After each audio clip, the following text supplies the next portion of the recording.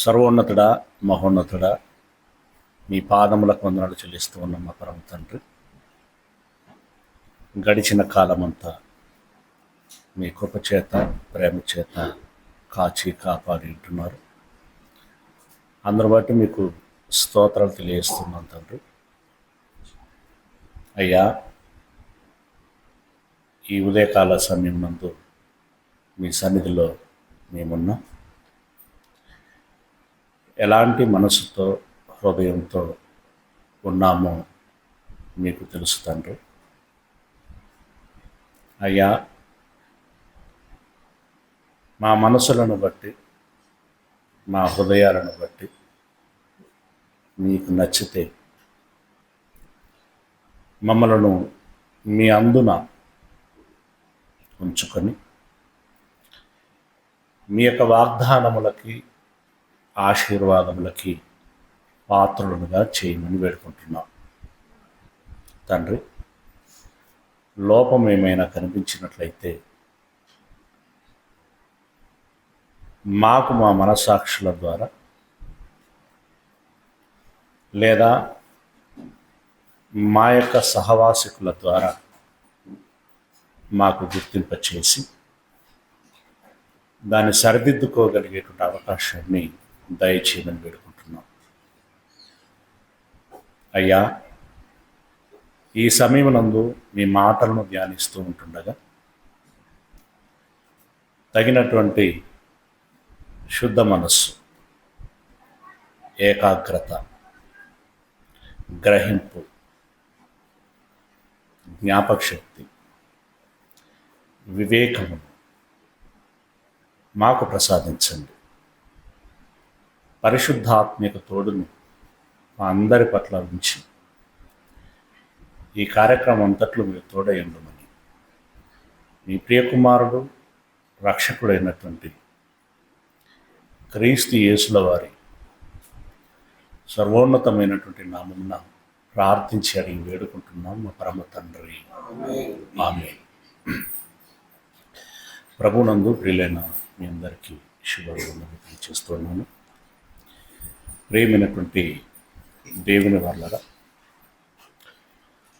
యేసుక్రీస్తుల వారి యొక్క రాకడ పరమార్థము కావచ్చు, ఉద్దేశము కావచ్చు, దాని వెనకాల ఉన్నటువంటి కారణాలు చాలా ఉన్నాయి. ఆయన వచ్చి సంఘమును లేదా సమాజమును సంస్కరించడానికి ప్రయత్నం చేశాడు. దానిలో ఉన్నటువంటి రుగ్మతలని బాగు చేయటానికి ఆయన వచ్చి ఉన్నారు అని చెప్పొచ్చు. అలాంటి వాటిలో కలుషితమైనటువంటి మనస్సు,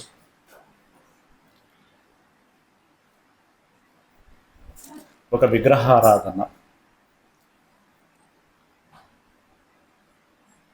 అలాగే ఒక కుట్ర, ఒక మోసం, ఒక దొంగతనం,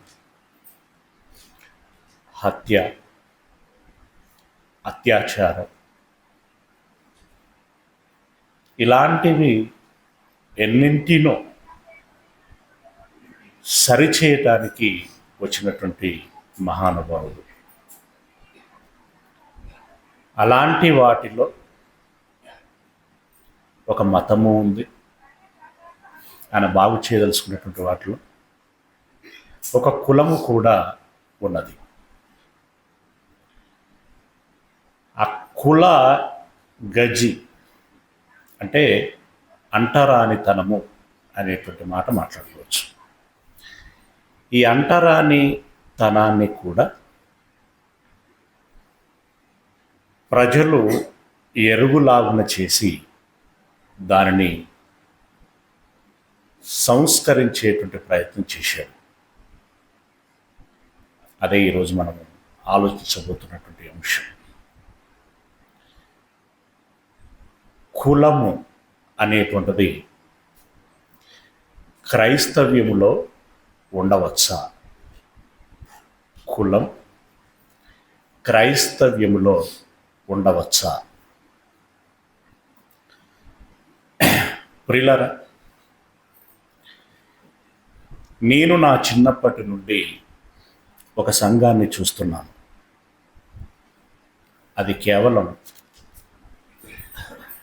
రెడ్లు మాత్రమే కలిసి ఆరాధన చేసేటువంటి సంఘం.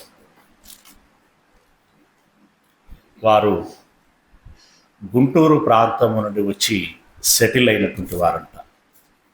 అందుకే గుంటూరు రెడ్లు అని పిలిచేవారు. ఇప్పటికి కూడా ఆయా ప్రాంతాలలో గుంటూరు రెడ్లు, గుంటూరు పల్లెలు అని కనబడుతూ ఉంటాయి. అక్కడ నేను గమనించాను, ప్రశ్న కూడా వచ్చింది, కానీ ఇంకా ఆ తదుపరి నేను పెద్దగా దాన్ని ఆలోచించలేదు, పట్టించుకోలేదు కూడా. వీళ్ళు మాత్రమే కూడుకోవటానికి గల కారణం ఏంటి? మరి ఆ గ్రామంలో ఇతర క్రైస్తవులు లేరా అంటే ఉన్నారు. వారెందుకు ఇక్కడికి రావట్లేదు? కొన్ని వీరెందుకు వారిని ఆహ్వానించటం లేదు? లేదా వారు ఒక సంఘానికి వాళ్ళు కట్టుబడి ఉన్నారు అని అనుకుంటే, వీరు మరొకరిని క్రొత్తగా క్రైస్తవ్యంలోనికి తీసుకొచ్చి వారితో పాటు ఎందుకు చేర్చుకోలేకపోతున్నారు? ఇత్యాది ప్రశ్నలు నేను క్రైస్తవ్యంలోకి వచ్చిన తర్వాత వేసుకోవటం జరిగింది. అలాగనే బహుశా ఇదివరకు మీకు చెప్పినట్టున్నాను, గుంటూరు జిల్లా ఏంటది ఫిరంగిపురము అనేటువంటి ప్రాంతమునకు వెళ్ళాను. ఒక 4 మాసములు అక్కడ ఉన్నాను. అనేక పల్లెలు తిరగడం జరిగింది. గుంటూరు టౌన్ మొదలుకొని అనేక పల్లెలు తిరగటం జరిగింది. అక్కడ నాకు ఎగ్జాక్ట్ పేరు జ్ఞాపకం రావట్లేదు, కానీ తాటి చెట్టు మీద వస్తుంది పేరు. అది పెద్ద తాడిపల్లిలో, జిందాపల్లిలో సంథింగ్ ఏదో ఉంది. ఆ ఊరికి వెళ్ళాను. అక్కడ ఒక వీధికి యువతల ఒక సంఘం ఉంది. అక్కడ వర్తమానం ఇవ్వాలి. వర్తమానం ఇస్తున్నాం. అయితే ఇవ్వడానికి ముందు ఓకే, సంఘ పళ్ళంతా వచ్చినట్టేనా అనేటువంటి ప్రశ్న అడగటం జరిగింది. అంటే మొత్తం వీళ్ళేనా అని చెప్పేసి ఆ రకంగా అడగటం జరిగింది. అంటే వీళ్ళేనా అంటే ఇంకా వేరే వాళ్ళు కూడా ఉన్నారండి, కానీ వాళ్ళు అక్కడ కూడుకుంటారు అని అన్నారు. ఓకే, అది వేరే సంఘమా? దాని పాస్టర్ ఎవరు? నేనేనండి. అంటే మీరు ఒకరే. ఈ వీధికి యువతల ఒక సంఘం, అంటే బజార్ అన్నమాట. ఇదొక బజారు, అదొక బజారు. దానికి అవతల ఇంకొక సంఘం. అదంటే వాళ్ళని ఇక్కడికి రప్పించచ్చు కదా, మరి మీరే అంటున్నారు కదా అని అంటే, లేదండి వాళ్ళు ఇక్కడికి రారు.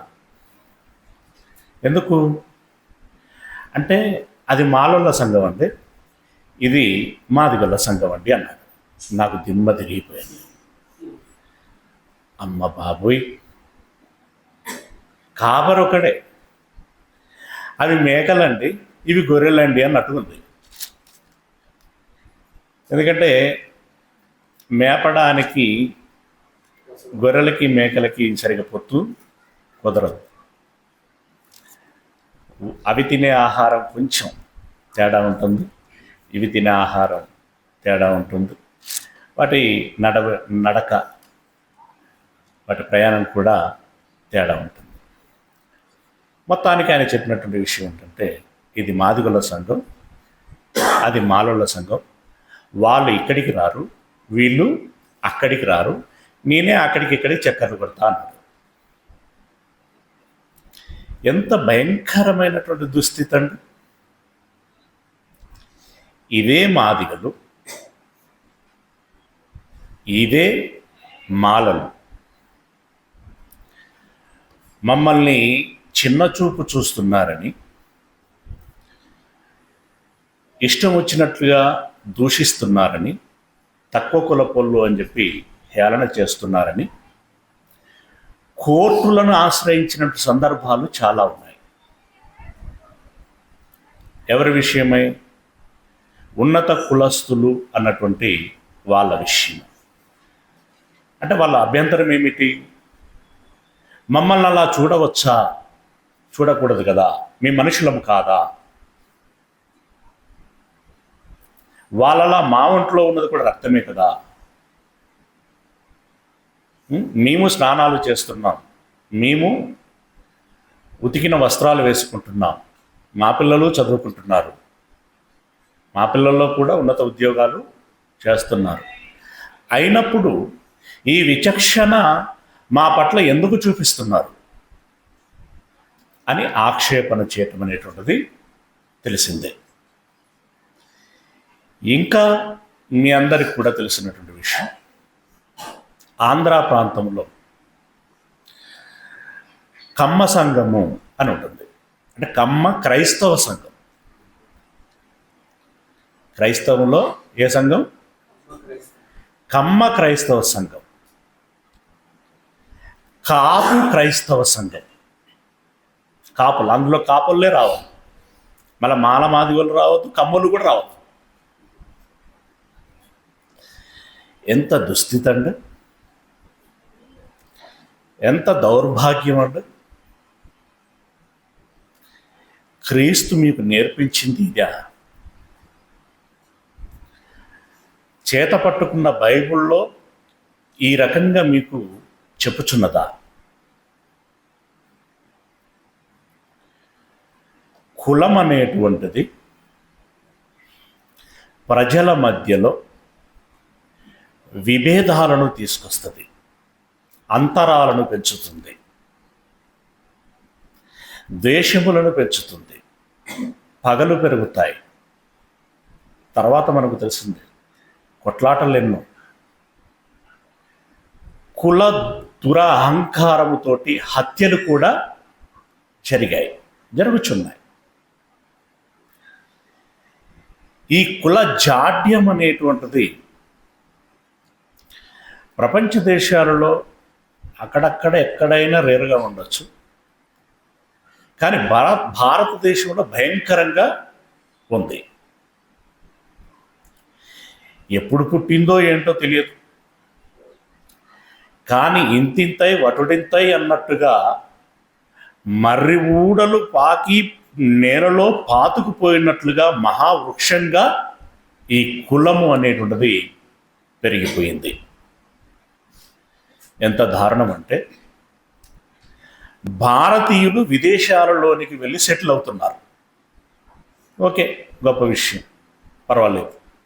కానీ వెళుతూ వెళుతూ వారితో పాటు మరొక దాన్ని కూడా తీసుకెళ్ళారు. ఏంటది? కులం. అమెరికాలో కూడా కుల కేటగిరీలో భారతీయులు ఉన్నారు. యూకేలో ఉన్నారు, ఆస్ట్రేలియాలో ఉన్నారు. పేరెన్నిక కన్నటువంటి దేశాలన్నింటిలో కూడా కుల ప్రాతిపాదికన భారతీయులు ఉన్నారు. భారతదేశమంతటా కులం ఉంది. వీరు ఈ జబ్బును విదేశాలకి కూడా తీసుకెళ్లారు. ఇక అత్యంత తీవ్రంగా పరిగణించాల్సినటువంటి విషయము క్రైస్తవ్యములో కూర్చుండబెట్టారు. అసలు క్రైస్తవుడి యొక్క లక్ష్యం ఏంటంటే, వాడు బాగుపడి ఇతరులను బాగు చేయాలి. ఇలాంటి అభిప్రాయాలు ఏమైనా ఉంటే వాడిలో నుండి వాటిని తీసేయాలి. తీసేయకపోగా ఇప్పటికీ ఈవెందో ఇక్కడ కూర్చున్నటువంటి వారిలో కూడా మీ పిల్లలకి సంబంధాలు చూడాలి అనంటే గుణ ప్రాతిపాదికన చూస్తారా, కుల ప్రాతిపాదికన చూస్తారా? మీరు చెప్పండి.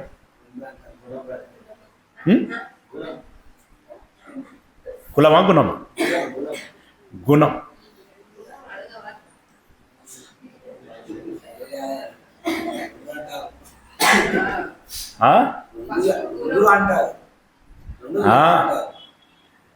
ముందు కులం ఉండాలి, తర్వాత గుణం ఉండాలి. యాక్చువల్గా ఉండాల్సింది గుణం, కానీ కులాన్ని చూస్తున్నారు. అంటే కరోనా బాడీలోకి చేరిన తర్వాత వైరస్ పర్సంటేజ్ అనేది ఇంత ఉన్నదని చూస్తూ ఉంటారు. ఒకటికి ఏమో పీక్ స్టేజ్లో ఉంటుంది, వాడు పోతాడు. ఇంకొకటికి ఏమో 75% ఉంటుంది, వాడికి కూడా కొంచెం క్వశ్చన్ మార్కే ఉంటుంది. 50% ఉంటుంది, ప్రయత్నం చేద్దామంటారు. 25% ఉంటుంది, ఇమ్మీడియట్లీ మెడిసిన్ వాడాలి అని అంటారు.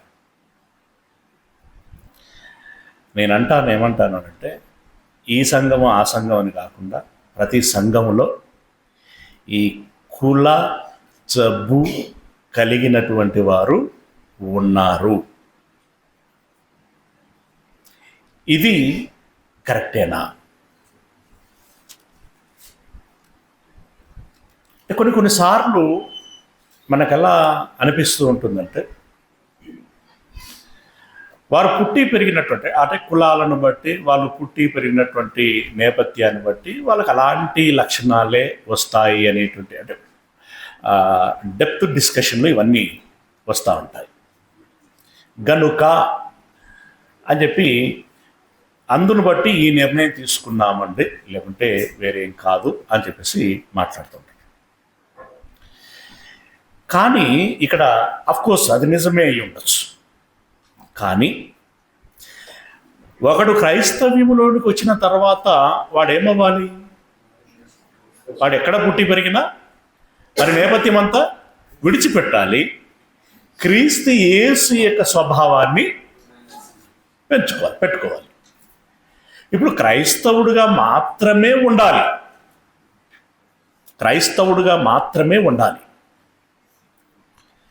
సరే, ప్రభుత్వాలు చట్టాలు వాటి పని అవి చేసుకుంటూ పోతున్నాయి. ఒక విధంగా ప్రభుత్వమే ఇంకా కులాలను పెంచి పోషిస్తున్నది. అయితే నీవు నీ జాగ్రత్తలో ఉండాలి, నీవు నీ పరిధిలో ఉండాలి. ఇదివరకు మనం పాఠం చెప్పుకున్నాం. దేవుడి మాట వినాలా, ప్రభుత్వాధినేతల మాట వినాలి. ఏ చట్టాన్ని మనం గౌరవించాలి, ఏ చట్టమునకు మనం లోబడి ఉండాలి అని. 100 6 100 ముమ్మాటికి దేవుని యొక్క చట్టానికి లోబడి ఉండాలి. దేవుని చట్టమునకు అభ్యంతరము రానంత వరకు దేశ చట్టానికి కూడా లోబడి ఉండాలి. ఈ ప్రాతిపాదికన క్రైస్తవుడు వెళ్ళాలి. కానీ దురదృష్టవశాత్తు క్రైస్తవ్యంలో ఇది లేదు. తీరా మరి ప్రభావం ఏంటో కానీ సంఘములో కులము వద్దు అని దాన్ని పక్కన పెట్టినంత మాత్రాన కులం పోతుందా? లోకములో కులం ఉన్నది, దేశములో కులం ఉన్నది. దేశములో కులం ఎప్పుడైతే పోతుందో క్రైస్తవ సంఘములో కులం అప్పుడు పోతుంది. అంతవరకు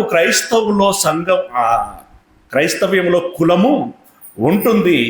గనుక ఏదో కమ్మళ్ళ సంఘము, కాపళ్ళ సంఘము అని వాళ్ళు పెట్టుకున్నంత మాత్రాన మనం తప్పు పట్టాల్సినటువంటి అవసరము లేదు అనేటువంటి మాటలు కూడా, అంటే బోధలు కూడా వినిపిస్తున్నాయి.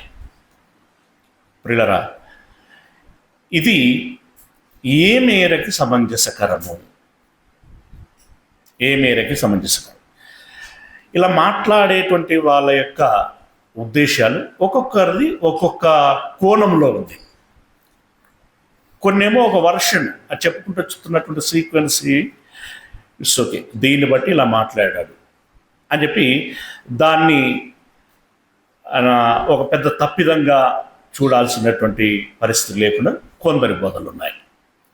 మరి కొందరు బోధలైతే పచ్చిగా నాటుగా ఇది ఇంతే అన్నటువంటి ధోరణిలో ఉన్నాయి. అంటే మామూలుగా ఇది ఎట్లుంటుందనంటే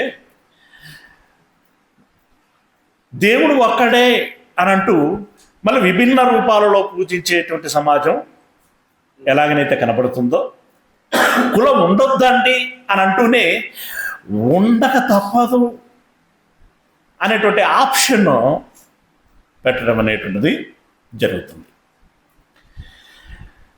ప్రియ దేవుని వారులారా, అయితే ఈ జబ్బు మొదటగా ఎందుకు జబ్బు అంటున్నాం చెప్పండి? దీన్ని ఎందుకు జబ్బు అంటున్నాం? ఈ జబ్బుల మూలముగా మనుష్యుల మనస్సులు దెబ్బతింటున్నాయి.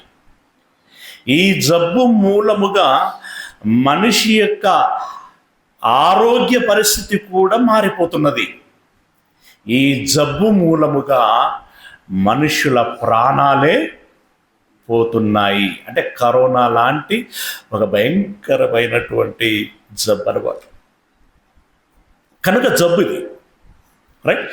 ఈ జబ్బు అలనాడు ఇశ్రాయేలీలలో కూడా ఉంది. ప్రతి దేశంలో వైషమ్యాలు ఉన్నాయండి, కానీ ఏదో ఒక రూపంలో ఉంటాయి. సిమిలారిటీ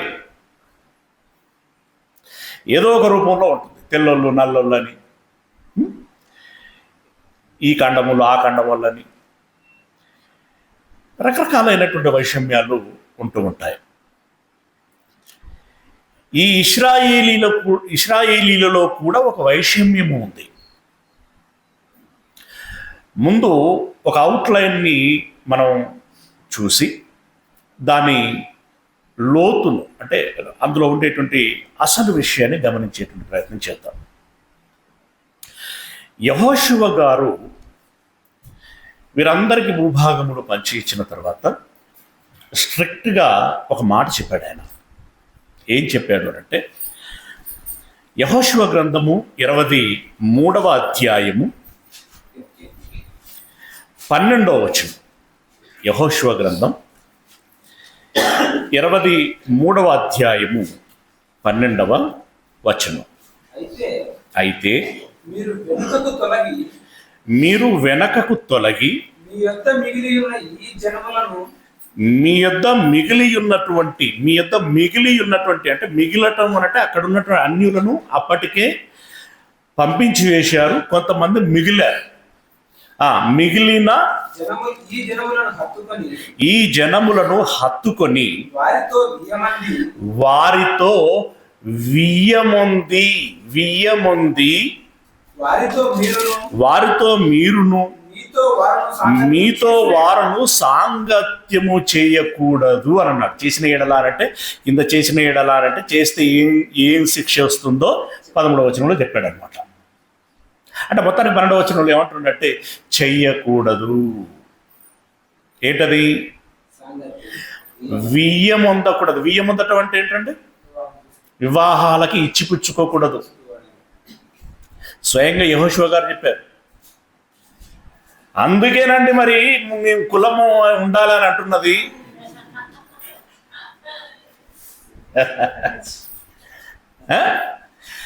వియ్యమందకూడదు, సాంగత్యము చేయకూడదు, అంటే సంసారము చేయకూడదు, కలిసి జీవించకూడదు, స్నేహం చేయకూడదు. సాంగత్యం అనేది అంటే ఇవన్నీ వస్తాయి. కరెక్ట్ పాయింట్ పడ్డది కదా. వియ్యం ఉండకూడదు. మేము వర్డ్ నడుచుకుంటామండి. బైబిల్ ఏం చెబితే అట్లే నడుచుకుంటాం. మేము ఒక్క అక్షరం కూడా, ఒక పొల్లు కూడా అటు ఇటు జరగం. ఎందుకంటే తప్పు చేసేటోళ్ళకి బైబిలే వాళ్ళు వచనాలు చూపిస్తారు, ఒప్పు చేసేటోళ్ళు కూడా వచనాలు చూస్తారు. మధ్యలో ఉన్నోడు తల బద్దలు కొట్టుకుంటాడు. అరే వాడు రెఫరెన్స్ చూపెట్టిండు, వీడు నన్ను ఎన్నిసార్లు అడిగంటే కులం విషయం కాదు కానీ చాలా విషయాలలో అన్న వాళ్ళు కూడా ఈ రెఫరెన్స్లు చూపించారన్న. రెఫరెన్స్లో మరి అట్లా ఉందా తమ్ముడు? అట్లా ఉన్నదన్నా.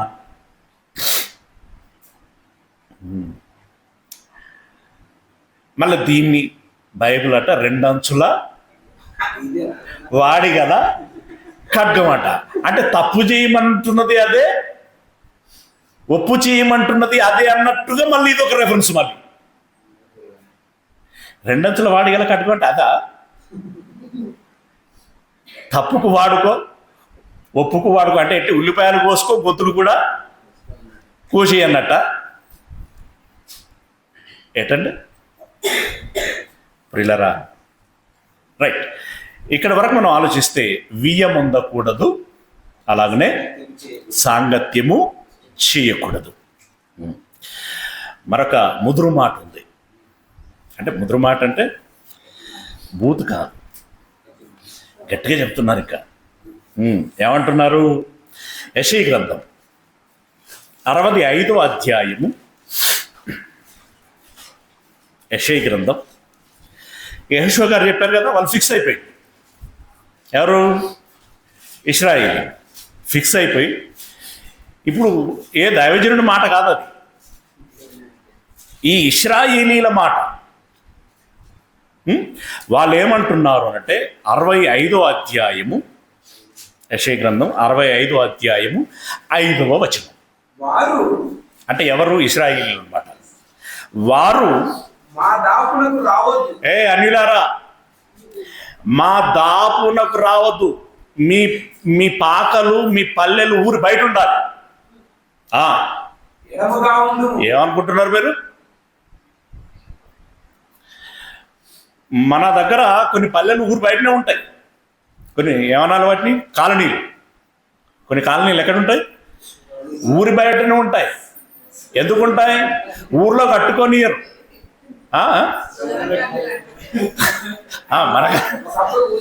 మరి విలేజ్ వేరు, ఊరు వేరు, కాలనీ వేరు. సరే, ఇప్పుడు అందరూ త్వరపడ్డారు అనుకోండి. కాలనీలు ఊరి బయటే ఉండాలి. మమ్మల్ని ఊరు బయట పడేస్తున్నారండి కాంప్లైంట్లు. ఓకే, ఊరు బయట పడేస్తున్నారు. ఎవరి కాంప్లైంట్లు అండి ఇవి? ఊరు బయట, మమ్మల్ని ఊరు బయట ఉంచుతున్నారు, ఊర్లో ఇల్లు కట్టుకొని ఇవ్వట్లేదు. కేసులు వేశారు పేపర్లో, నేను స్వయంగా చూశాను. నిజంగా కట్టుకుంటే కూడా కట్టుకొని ఇవ్వలేదట. మరి నువ్వు ఇక్కడ ఇట్లా కట్టుకుంటావురా అన్నారట వాళ్ళు. అతను కలెక్టర్ని ఆశ్రయించిండు, అది కేసు అయింది. తర్వాత ఏం చేసిండో మళ్ళీ అప్డేట్ ఏం లేదు. అంటే లేదంటే మనకు రాలా. రైట్. అంటే ఊర్లో కట్టుకొని లేదు అంటే దాని అర్థం ఏంటి? నువ్వు అక్కడే కట్టుకోవాలి, అక్కడే కట్టుకోవాలి. అత్యంత దారుణమైనటువంటి విషయం ఏంటంటే, నిన్న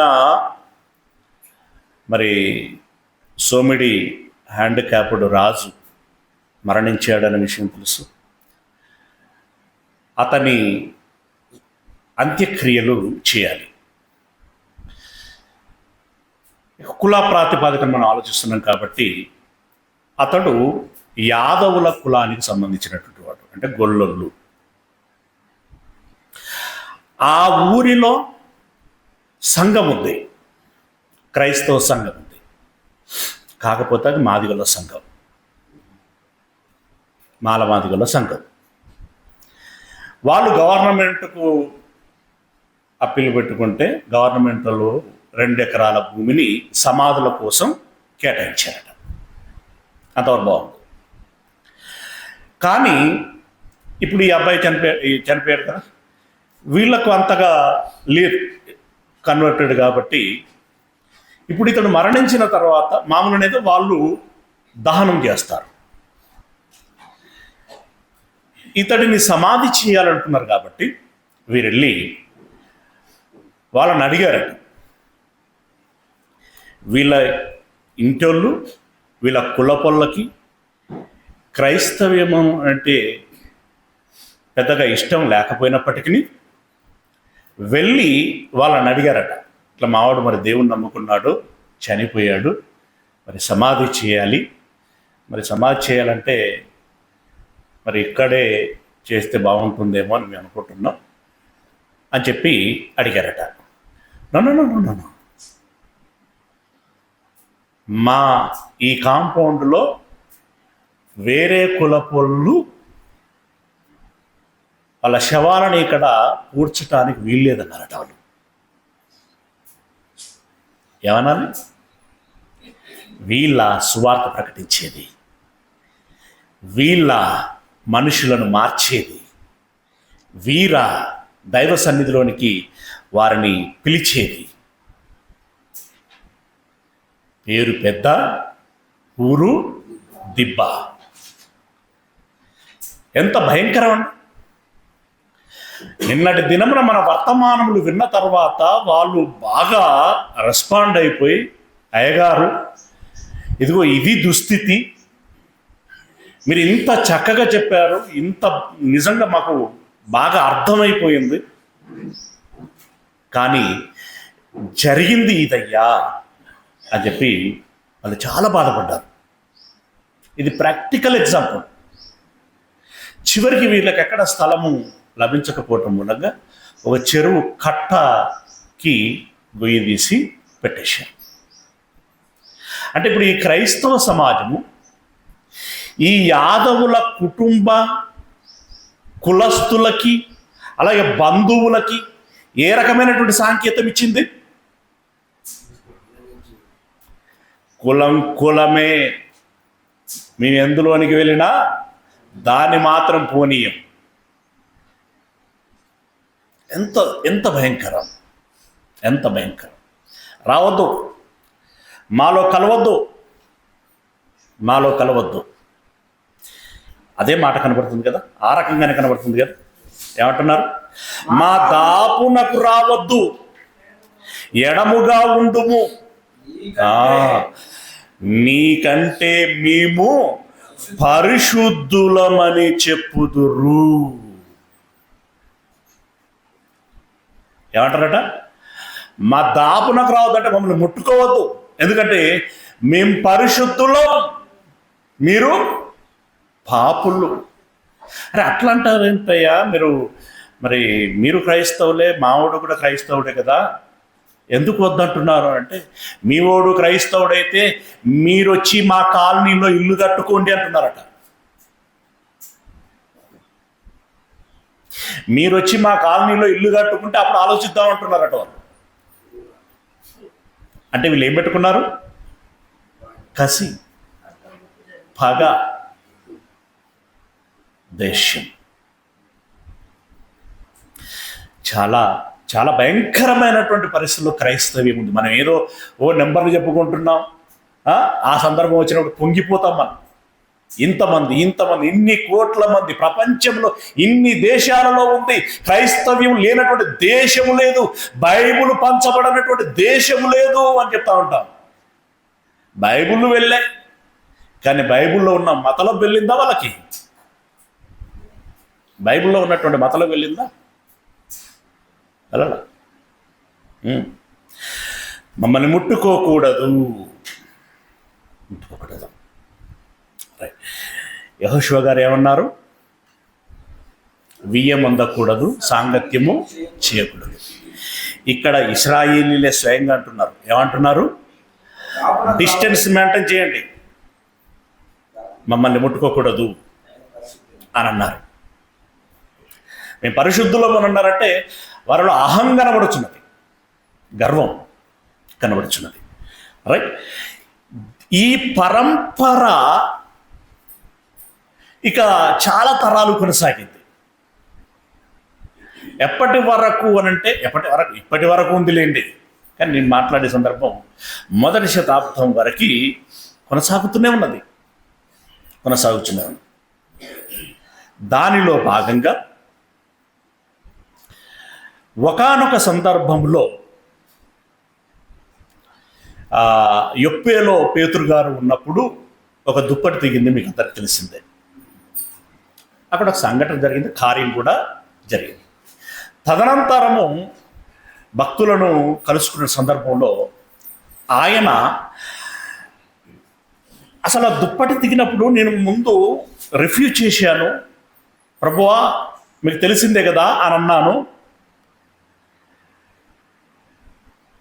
ఎందుకన్నాను అని అంటే, నాకు అప్పటికి కొన్ని బీజాలు ఉన్నాయి. అవి ఎవరేసారు? మా వాళ్ళు వేసిండ్రు.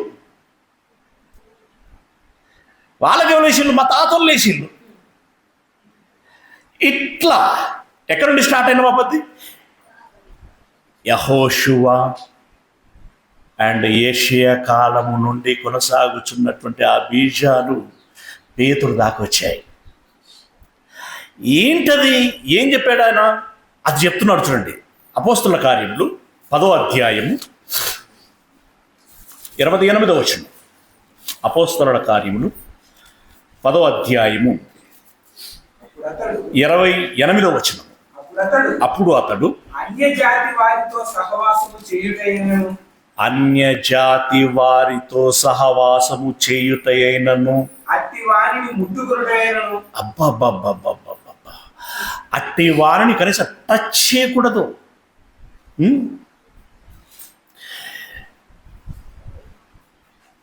మీకు ఇప్పటికి కూడా తెలుసు కొంతమంది కులపోళ్ళు ఇంకో కులపోళ్ళు అన్ఫార్చునేట్లీ టచ్ అయింది అనుకోండి, ఏం చేస్తారు?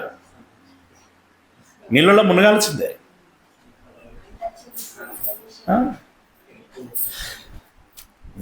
వాళ్ళకంటే ముదుర్లు వీళ్ళు.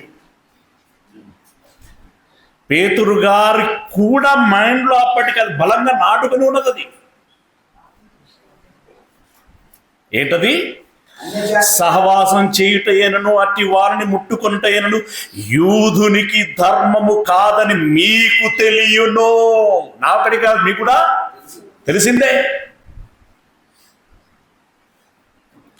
ఆ మైండ్ తోటే నేను ప్రభు ఎన్నిసార్లు దుప్పటి తిప్పి కిందికి తిప్పి తీసుకురా అంటే నో ప్రభు అన్నాను నేను. అంతే మరి. మా సాంప్రదాయం బోధిస్తున్నా ఇది, మా ఆచారం, అది మా ఆచారం. మేము ఎవరం అనుకుంటున్నాం? యూదులం. మాది ఏ కులం అనుకుంటున్నాం? అత్యంత పాపులర్ మాది. మా కులపిల్ల పేరు చెప్పగానే మిగిలిన వాళ్ళందరూ అలర్ట్ అయిపోతారు.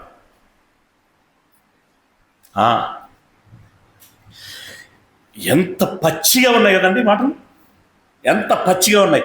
సహవాసం చేయొద్దు, ముట్టుకోవద్దు, ఇది యూదునికి ధర్మము కాదు. అంటే పేతురు మైండ్లో కూడా పాపం, అంటే పేతురు పాపం అలా చూస్తుంది. ఎందుకంటే మరి ఆయనకు నేర్పించింది అది. ఆయన ఏం చేస్తాడు పాపం? అప్పటి వరకు ఆయనకు నేర్పించింది అది. అంటే దీన్ని బట్టి ఇప్పుడు చెప్పండి, అంటరానితనం. ఎవరికి వాగ్దానములు ఇవ్వబడ్డాయో, ఎవరిలో యేసుక్రీస్తు జన్మించాడో, ఎవరికి ధర్మశాస్త్రము ఇవ్వబడిందో వాళ్ళలోనే అత్యంత భయంకరమైనటువంటి జబ్బు ఉంది. ఆ జబ్బు పేరే అంటరానితనం. అంటరానితనం, ముట్టుకోకూడదు. ఆ కాన్షియస్, ఎందుకంటే వీళ్ళు మరి ఎవరైనా ముట్టుకొని ఉంటే, ఇప్పుడు నన్ను ఎవరు ముట్టుకోవద్దని కొంచెం దూరం జరుగుతాడు, వాళ్ళు వచ్చి మీద పడ్డాడు అనుకో, వీనికి ఏముంటుంది పట్టణం మీద? ఏంద్రా కళ్ళు కనబడతలేవా? నేను ఎవరినో నీకు తెలియదా? అట్లా ముట్టుకుంటావు నువ్వు అని కొంచెం వీళ్ళ రుబాబును చూపించడానికి అవకాశం ఉంటుంది. అలా వారి చుట్టూ ఉన్నటువంటి అన్యులందరూ కూడా యూదులు మనల్ని ముట్టుకొనియరు కాబట్టి మనం కూడా ముట్టుకోవద్దు. ముట్టుకోవటమే కాదు, మన ఇళ్ళలోనికి వాళ్ళు రారు, మనం నీళ్ళు ఇచ్చినా తాగరు, అసలు మనదేం వాళ్ళు టచ్ చేయరు. అది మైండ్లో బాగా ఉండిపోయింది. అందుకే యేసు ప్రభుల వారు యాకోబు బావి యొద్దకు వస్తే సమరయ స్త్రీ, అన్యురాలు, ఆమెను నీళ్ళు అడిగాడు. వెంటనే ఆమె అన్నటువంటి మాట ఏంటంటే, అదేంటండి ఆశ్చర్యం, మీరు మమ్మల్ని నీళ్ళు అడగటం ఏంటి? సమరయ స్త్రీనైనా నన్ను నీవు, చదవండి ఒకసారి యోహాను సువార్త 4వ అధ్యాయము 9వ వచనం. యూదుడవైన నీవు సమరయ స్త్రీనైన నన్ను. ఆమెకు పెద్ద ఆశ్చర్యం అండి ఇది. ఇది పెద్ద ఆశ్చర్యం అనమాట. అంటే దాన్ని బట్టి వాళ్ళు ఆ రోజు మెయింటైన్ చేసినటువంటి అంటరానితనం అనేటువంటిది ఎంత భయంకరంగా ఉండి ఉంటుందో ఒకసారి ఆలోచించండి.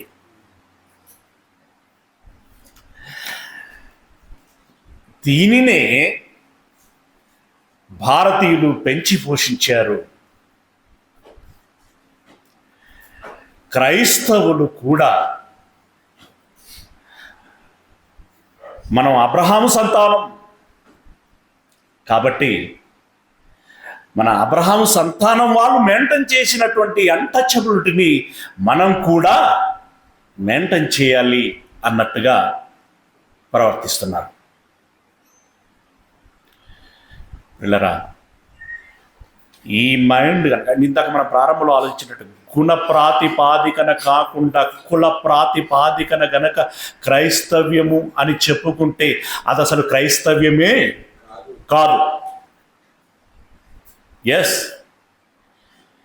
ఇప్పుడు ఈ మాటలు మన ఫ్యామిలీలో కూడా కులం మనం చూడకూడదంటే ఇక మీరు ఆ మాట అనకండి. మళ్ళీ ఇప్పుడు మనకు కులం వద్దు అంటే మరి మన కులపలం కాదని మనం ఏమైనా చేసుకుంటామా? మరి వాళ్ళందరూ ఏం మాట్లాడుకుంటారు? వాళ్ళందరూ రావాలి, వాళ్ళందరూ అన్నీ ఎన్నో ఉంటాయి కావచ్చు, కానీ ఇప్పటికి మాత్రం అది ఏం చేయి పక్కకు పెట్టి అంతగా నాటకపోయింది. మరి అంతగా నాటకపోయింది, భయంకరమైనటువంటి స్థితి. అంటే ఇది చెప్పాను కదా ఇందాక, కొన్ని మూలాలను బట్టి కూడా అలాంటి భయాన్ని నింపింది క్రైస్తవ్యంలో. ఇవి ఇప్పుడు కలగాపులగం అయిపోయి ఏ నిర్ణయం తీసుకోవాలో పాలుపోనటువంటి పరిస్థితి ఏర్పడింది. కానీ అంతిమంగా ఏంటి, దేవుడు ఏం చెప్పాడో అదే చేయాలి, అంతే. ఇప్పుడు మనకు పాయింట్ ఏంటంటే, సరే పేతురు అలా ఎందుకు అన్నాడు అనేటువంటిది మనం కొంత అర్థం చేసుకోగలిగాం. సమరయ స్త్రీ ఎందుకందో అర్థమైపోయినటువంటి విషయం. ఇశ్రాయేలీలు అన్నారు, సరే వాళ్ళు అన్నారు అని అంటే వాళ్ళు బుద్ధి యొక్క పనులు ఎన్నో చేశారో అందులో ఇదొకటి అని అనుకోవచ్చు కదా, అందులో ఇది. కానీ స్వయంగా యెహోషువ గారు కూడా చెప్పారు కదా, దైవజనుడు. మరి ఆయన ఒక విధంగా ధర్మశాస్త్రంలో ఒక భాగం అయిపోతుంది అది. మరి యెహోషువ గారు అలా చెప్పడం ఏ మేరకు సమంజసం? ఇప్పుడు యెహోషువ గారు చెప్పారు అని అంటే ఆటోమేటిక్గా ఇప్పుడు ఎక్కడికి వెళ్తుంది? అది దేవుని దగ్గరికి వెళ్తుంది. స్వయంగా దేవుడే చెప్పించాడు కదా, రాయించాడు కదా. చెప్పండి ఇప్పుడు ఎందుకు చెప్పాడు? మళ్ళీ యెహోషువ గ్రంథం, యెహోషువ గ్రంథం 23వ అధ్యాయము, యెహోషువ గ్రంథం 23వ అధ్యాయం. ఏమంటే ఇశ్రాయేలీలకి సరే ఈ జబ్బు ఒకటైతే ఇంకో జబ్బు కూడా ఉంటుంది. మీకు ఏం జబ్బు ఉండేదండి చెప్పండి? మామూలుగా మీకు ఐడియా ఉన్నంత వరకు మీకు తెలుసు.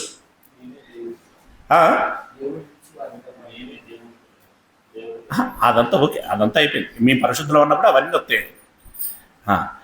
ఇంకో జబ్బు ఉంది. వీళ్ళు ఎక్కడికి వెళితే అక్కడ అఫేర్లు పెట్టుకుంటారు. అర్థమైందా? కాలేదండి, అట్లా చెప్పి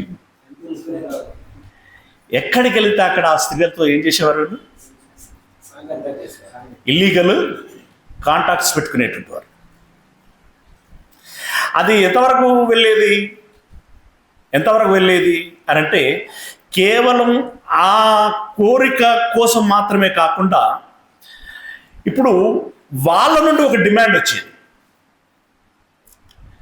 అది అంటే ఒక జర్నీలో అది వస్తుంది అనమాట. ఏమొచ్చేది? నీవు మా పండుగలకు వస్తేనే, నీవు మా దేవుళ్ళను పూజిస్తేనే మేము మీతో ఉంటాం అనే ఒక బ్లాక్ మెయిల్. వీళ్ళు కన్సీవ్ అయ్యేది దేనికి?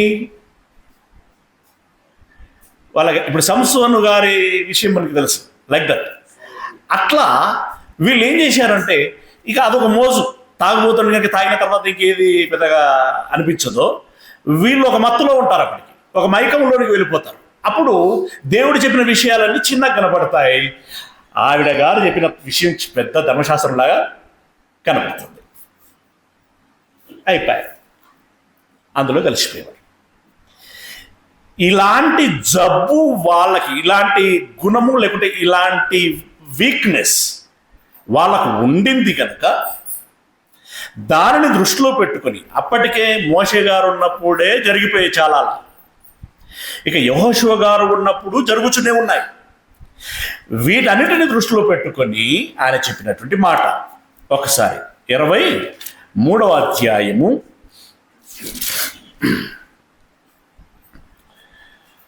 6వ వచనం నుండి చదువుకుందాం. కాబట్టి మీరు మోషే ధర్మశాస్త్ర గ్రంథంలో చదవబడినంతటిని, వ్రాయబడిన దానంతటిని గైకొని అనుసరించుటకు మనసు దృఢము చేసుకొని, ఎడమకు గాని కుడికి గాని దాని నుండి తొలగిపోక, మీ యొద్ద మిగిలి ఉన్న ఈ జనుల సహవాసము చేయక, వారి దేవతల పేర్లను ఎత్తక, వాటి తోడని ప్రమాణం చేయక, వాటిని పూజింపక, వాటికి నమస్కరింపక, మీరు నేటి వరకు చేసినట్లు మీ దేవుడని యెహోవాను హత్తుకొని ఉండవలెను అని చెప్పి ఇంకా విషయం చెప్పుకుంటూ చెడిచింది. ఇక్కడ ఈ జనులు ఏం చేస్తున్నారు? వాళ్ళతో కొంచెం స్నేహం చేసేసరికి వాళ్ళ అలవాట్లను వీళ్ళు అలవర్చుకుంటున్నారు. నెంబర్ 1. ఇక్కడ మనకి ఇంకా తెలుసు, ఇదివరకు మనం చాలాసార్లు చదువుకున్నాం, లేవి కాండంలో కానీ ద్వితీయోపదేశ కాండంలో కానీ చెప్పబడినటువంటి విషయం ఏంటంటే, ఇక్కడ విగ్రహారాధన అనేటువంటి ఒక మాట మాత్రం వేశాడు. అక్కడ ఏం వేసాడు అని అంటే, విగ్రహారాధనతో పాటు వ్యభిచారం గురించి మాట్లాడాడు. ఇంకా దారుణమైనటువంటి విషయాలు చాలా అక్కడ లిస్ట్ అవుట్ చేయడం జరిగింది. వీరితో మీరు ఉండటం మూలంగా ఇలాంటివన్నీ మీరు అలవర్చుకుంటున్నారు కాబట్టి ఇప్పుడు 12వ వచనంలో చెప్తాడనమాట. దీనిని దృష్టిలో పెట్టుకొని ఏమన్నాడు? మిగిలి ఉన్న ఈ జనములను హత్తుకొని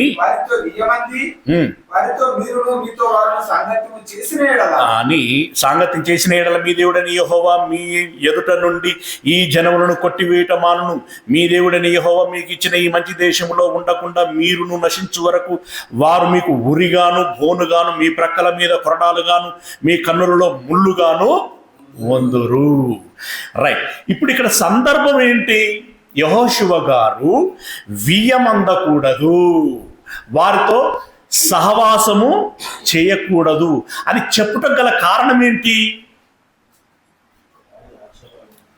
ఏమండి, వాళ్ళు కులం తక్కువ వల్లనా,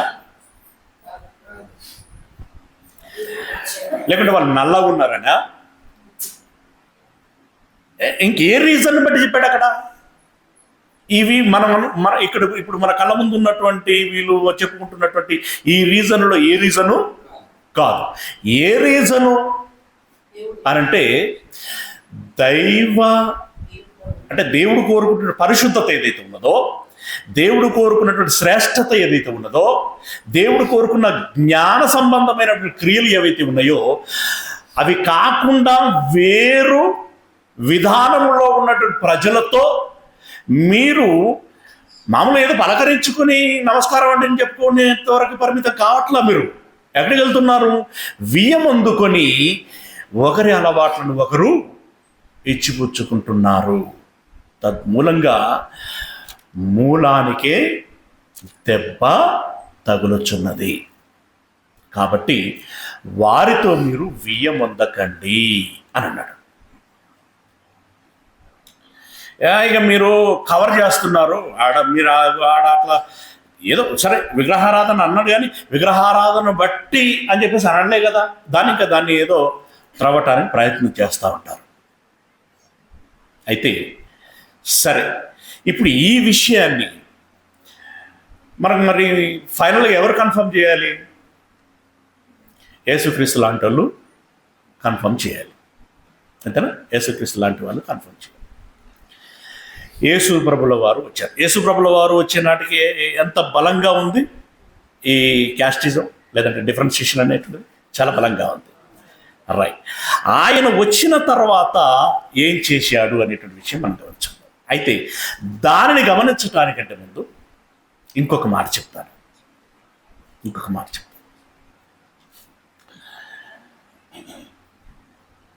ఏమండి, కొన్ని అంటే ఆ మధ్యలో కొంచెం సంస్కరణలోనికి వస్తుంది అనుకున్న తరుణంలోనే ఇక మళ్ళీ మా పరిస్థితి మారిపోయి మళ్ళీ ఇంకింత బలపడేటువంటి పరిస్థితి వచ్చేసింది నేటికి. ఒకనాడు వాళ్ళ ఇంట్లో ఏదైనా శుభకార్యం జరిగితే అందరిని పిలుచుకొని భోజనం పెట్టడం అనేటువంటిది సాంప్రదాయం. కానీ వీళ్ళు ఎవరిని పిలుస్తారు? వాళ్ళ కులపొల్లని పిలుస్తారు. బంధువులు అంటే ఇట్స్ ఓకే, కులపొల్లని పిలుస్తారు. లేదంటే కొంచెం ఆ కులానికి దగ్గరగా ఉన్నటువంటి వాళ్ళని పిలుస్తారు. అంటే ఇంకో కులం దగ్గరగా ఉంటుంది కదా, అంటే మాదిగోళ్ళకి మాలోళ్ళు దగ్గర, సాకలోళ్ళకి మంగళోళ్ళు దగ్గర, ఇట్లా ఉంటుంది కదా. అరే ఆ దగ్గర వాళ్ళని పిలుచుకుంటూ ఉంటారు. ఇంకా అప్పర్ క్యాస్ట్ అని చెప్పుకుంటూ ఉంటారు చూడండి, వాళ్ళను పిలవటానికి భయపడతారు. పిలవలేరు వాళ్ళని, పిలిచినా రారు. ఒకవేళ పిలిచామనుకో, కాదురా నువ్వు దానికి అయ్యేటువంటి ఖర్చు ఏదైతే నువ్వు ఖర్చు పెట్టుకుంటే పలానోళ్ళ ఇంటికాడ పలానాయనను పెట్టించి సరుకులు తెప్పించి వండించు, అక్కడికి వచ్చి తింటాం, మీ ఇంట్లో కాదు. మాకేం చేయాలి? సపరేట్గా స్పెషల్గా పెట్టియాలి. మళ్ళీ మీ చేతులు పడకూడదు సుమా, అక్కడ మీ చేతులు పడకూడదు. హోటల్ పోయినప్పుడు మాత్రం వాడు శివుడు తీసుకొని ఆడే ఏ కుల పోడో తెలియదు, ఏ మత పోడో తెలియదు, వాడి శుచి ఏందో తెలియదు, శుభ్రత ఏందో తెలియదు, వాడు ఎంతసేపు శివటలో ఉన్నాడో తెలియదు. ఇది ఇట్లా అంటాడు, ఇది ఇట్లా అంటాడు, దాంతో మూత తీస్తాడు, దాంతో ఎసరిపోతాడు. అది మాత్రం లొట్టలేసుకుంటా తింటారు. బాగుందిరా ఫలానా రెస్టారెంట్లో బిర్యానీ, దమ్ బిర్యానీ అంటే దమ్ బిర్యానీరా, అందుకే దమ్ వచ్చింది దానికి. ప్రిల్లరా, అంటే ఇలాంటి డిస్టెన్స్ అనేటువంటిది మెయింటైన్ చేయటువంటి జరుగుతుంది. ఇప్పుడు ఆశ్చర్యకరమైన విషయం ఏంటో తెలుసా, పౌలు గారు కూడా మీరు వేరే చోట భోజనం చేయకూడదు అన్నాడు ఆయన. నమ్ముతారా?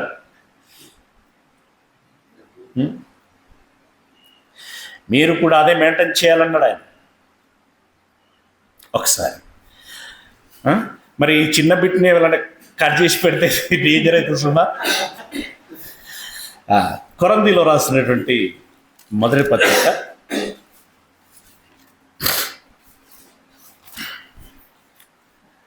5వ అధ్యాయము, మొదటి పత్రిక 5వ అధ్యాయం 10-11 వచనాలు. జారులతో సాంగత్యము చేయవద్దని 11 చదవండి. 11. ఇప్పుడైతే సహోదరుడనబడిన వాడెవడైనను జారుడు గాని, లోబి గాని, విగ్రహారాధికుడు గాని, తిట్టుబోతు గాని, త్రాగుబోతు గాని, దోచుకునివాడు గాని అయి ఉన్న ఎడల అట్టి వానితో సాంగత్యము చెయ్యకూడదు, భుజింపకూడదని మీకు రాయుచున్నాను అన్నాడు. ఏమన్నాడండి ఇక్కడ? అట్టి వానితో సాంగత్యం చేయకూడదు, భుజింపకూడదని మీకు వ్రాయుచున్నాను అని అన్నాడు. ఇప్పుడు అన్ని సమాజం అన్నప్పుడు, రకరకాల కులాలు అన్నప్పుడు అందులో తాగుబోతులు ఉంటారు, తిరుగుబోతులు ఉంటారు, రకరకాల వ్యసనాలు ఉన్నటువంటి వాళ్ళు ఉంటారు. ఏ కుటుంబంలో ప్రతి కుటుంబంలో ఎవరో ఒకరు ఇలాంటి వ్యసనాలు ఉన్నటువంటి వాళ్ళు ఉంటారు కదా. మరి వాళ్ళ ఇంట నువ్వేం చేయొద్దు, భోజనము చేయకూడదు, వానితో సాంగత్యం చేయకూడదు, భుజింపకూడదని మీకు వ్రాయుచున్నాను. అంటే ఇప్పుడు పౌలు గారు కూడా ఏమన్నారు? వాళ్ళతో కలిసి మీరు సహపంక్తి భోజనం అని చేయకూడదు. వాళ్ళు పెట్టే భోజనం మీరు తినకూడదు, వాళ్ళతో కలిసి మీరు తినకూడదు అన్నాడు ఆయన. 10వ వచనం. అయితే అంటే ఇప్పుడు ఇక్కడ మనకి ఏమర్థమైంది? ఇప్పుడు అవుట్లైన్ పౌలు గారు చెప్పింది ఏమర్థమైంది? మీరు తినకూడదు, అంతే, మీరు తినకూడదు. ఈ మాట పౌలు గారు కూడా ఎందుకు అనవలసి వచ్చింది? అసలు ఎవరిని ఉద్దేశించి అంటున్నాడు? ఇది ముఖ్యంగా. ఇప్పుడు ఇందాక యెహోషువ గారు ఆ మాట ఎందుకు చెప్పాడు అనేటువంటి ఒక రీజను ఎరిగాడు. ఇప్పుడు పౌలు గారు కూడా ఎందుకు ఈ మాట చెప్పాడు? రీజన్ ఫస్ట్ది. రెండవది, అసలు ఎవరికి చెబుతున్నాడు ఆ మాట? రెండు విషయాలు. అరే దాన్ని గమనించే ప్రయత్నంలో భాగంగా ఇప్పుడు 10వ వచనం 9 నుండి చదువుతుంది. 9 నుండి. జారులతో సాంగత్యము చేయవద్దని నా పత్రికలో మీకు రాసి ఉంటిని. అయితే ఇక ఎవరితో కలవద్దు, ఎవరితో తిరగొద్దు, ఎవరితో ఏం రిలేషన్ మెయింటైన్ చేయకూడదని మనం భీష్మించుకొని కూర్చుంటే పరిస్థితి ఏమవుతుందంటే, మన దగ్గర నుండి వాళ్ళని దూరం పెట్టడం కాదు, వాళ్ళ దగ్గర నుండి మనం లేకుండా పోవాల్సి వస్తుంది. మరి మనం లేకుండా పోవాల్సి వస్తుందంటే పోయి ఎక్కడ ఉంటామంటే ఎక్కడ పోయినా వాళ్ళే ఉంటారు. ఇప్పుడు నేల తక్కువైంది, జనాలు ఎక్కువైండు, నువ్వు ఎక్కడికని పోతావు అని అంటూ, అయితే ఈ లోకపు జారులతోనైనను, లోపులతోనైనను, దోచుకుని వారితోనైనను, విగ్రహారాధకులతోనైనను ఏమాత్రమును సాంగత్యము చేయవద్దని కాదు, ఏమాత్రమును సాంగత్యం చేయవద్దని కాదు. అంటే ఆ మాట అర్థం ఏంటి? ఏమాత్రమును సాంగత్యము చేయవద్దని కాదు అని అంటే ఎంతో కొంత చేయొచ్చు, చేయాలి, తప్పదు అంటున్నాడు ఆయన. అంటే పూర్తిగా సాంగత్యం చేయటం, ఎంతో కొంత సాంగత్యం చేయటం, పూర్తిగా సాంగత్యం చేయటం అంటే దాని అర్థం ఏంటి? వాడికి ఉన్న అలవాట్లు ఏవైతే ఉంటాయో వాటి 100కి 100 నీవు కూడా అలవర్చుకోవటం.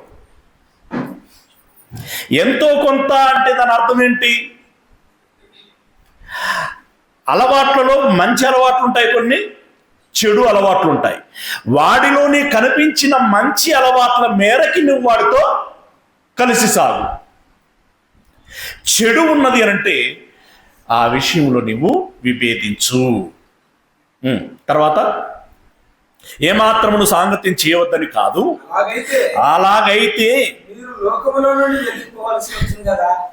ఏమన్నాడు ఆయన? అట్లయితే ఈ రూల్ కనుక మీరు మెయింటైన్ చేస్తే, అంటే ఇప్పుడు పేతురు గారు అన్నట్టుగా, యొప్పేలో ఉన్నప్పుడు పేతురు గారు అన్నట్టుగా అలా మెయింటైన్ చేస్తే మనం ఇక్కడ ఈ లోకంలో ఉండలేము. నిజంగా చెప్పండి, నీతికి, పరిశుద్ధతకి, మంచితనానికి లోకంలో చోటు ఉందా? ఇంతే అని ముక్కుసూటితనంతో బ్రతకాలనుకున్నాం అనుకోండి, పరిస్థితి ఎలా ఉంటుంది? చాలా కష్టంగా ఉంటుంది. అలాగైతే మీరు ఈ లోకములో నుండి వెళ్ళిపోవలసి వచ్చును కదా. ఇప్పుడైతే సహోదరుడనబడిన వాడెవడైనను, జాగ్రత్తగా గమనించండి, సహోదరుడనబడినటువంటి వాడెవడైనను అంటే ఇది ఎవరి గురించి మాట్లాడుతుంటుంది సార్? అన్యులు తప్పులు చేస్తే వాళ్ళతో కలిసి భోజనం చేయటం గురించి నేను మాట్లాడట్లా. అన్యులు తప్పులు చేస్తే వారితో కలిసి భోజనం చేయటం గురించి నేను మాట్లాడట్లా. అసలు నేను ఎవరితో కలిసి భోజనం చేయకూడదని చెప్తున్నానంటే, సంఘములో ఉన్నవాడెవడైనా ఇలాంటి అవలక్షణాలు పెంపొందించుకున్నట్లయితే, అలవర్చుకున్నట్లయితే, కొనసాగిస్తున్నట్లయితే అని అన్నాడు.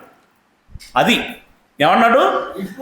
ఇప్పుడైతే సహోదరుడు అనబడినటువంటి వాడు ఎవడైనను, వాడు సంఘములో సహోదరుడు వాడు జారత్వం చేస్తే, లోబి గాని, విగ్రహారాధకుడు గాని, తిట్టుబోతు గాని, త్రాగుబోతు గాని, దోచుకుని వాడు గాని అయి ఉన్న ఎడల అట్టి వానితో. మీకు తెలుసు కదండి, సంఘంలో ఎవడైనా తప్పు చేసినట్టయితే ముందుగా చెప్పు, పర్సనల్గా చెప్పు, తర్వాత ఇద్దరితో చెప్పించు, ఆ తర్వాత సంఘం అంతటితో చెప్పించు. అప్పటికి నీ వాడు మారకపోతే, వినకపోతే ఏం చేయమన్నాడు? బహిష్కరణ చేయనన్నాడు. ఇలాంటివి సంఘాలలో ఏ మేరకు జరుగుతుంది అనేటువంటిది జరుగుతుందండి. రమణారెడ్డి గారు, వాడు ఎంత దుర్మార్గుడైనా సరే కానీ ఆ మెంబర్ను మనం పోగొట్టుకోవడానికి వీల్లేదు. ఎందుకంటే ఇంతమంది ఉన్నారు అని చెప్పుకోవడానికి పనికొస్తాడు వాడు. రెండవది, వాడు అందరు వేస్తా అంటే వాడు కూడా ఎంతో కొంత వేస్తాడు కదా. ఇట్లా దేంట్లా గెలబెట్టాల కానుక డబ్బా ఎంతో కొంత మనకు అడ్వాంటేజ్. కాబట్టి నువ్వు తప్పు చేస్తున్నావు అని మనం ఎవరిని అనకూడదు. అలా అయిపోతుంది. మన సంఘములో మనం అనొచ్చా, అనకూడదా? మీరే చెప్పాలి.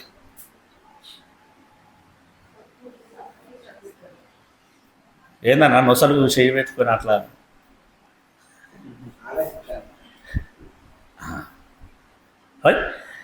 పిల్లరా, అలాంటి వాడెవడైనా ఉన్న ఎడల అట్టి వానితో సాంగత్యము చేయకూడదు, భుజింపకూడదని మీకు వ్రాయుచున్నాను.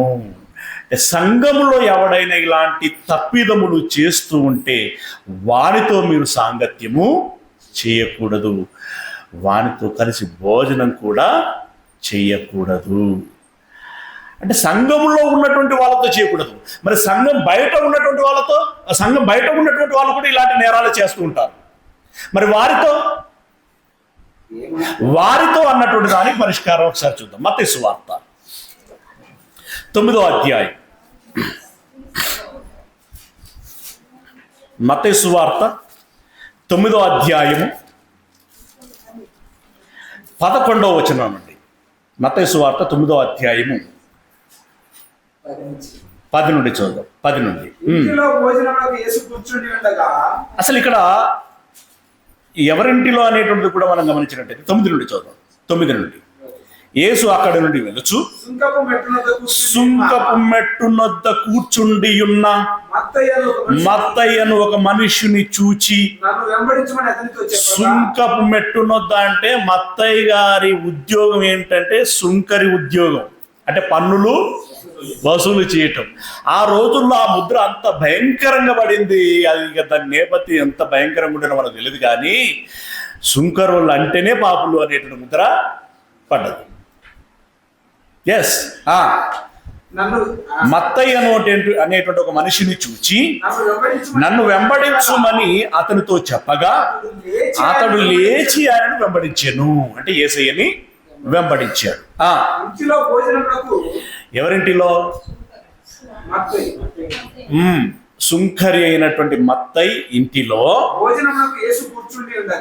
ఏమండి, ఇప్పుడు ఈయన క్రైస్తవుడా, అన్యుడా? క్రీస్తు వచ్చుడు ఎక్కడిది? ఇంకా అప్పుడే కదా కలిసింది. ఓకే, జాగ్రత్తగా నచ్చండి. మనకు జక్కయ్య లాంటి క్లారిటీ ఏం లేదు ఇక్కడ. ఓకేనా? అసలు జక్కయ్య మారక ముందే నీ ఇంటికి వస్తా అన్నాడు ఆయన. అక్కడ కూడా మనం ఆలోచించాల్సిన విషయం ఏంటంటే,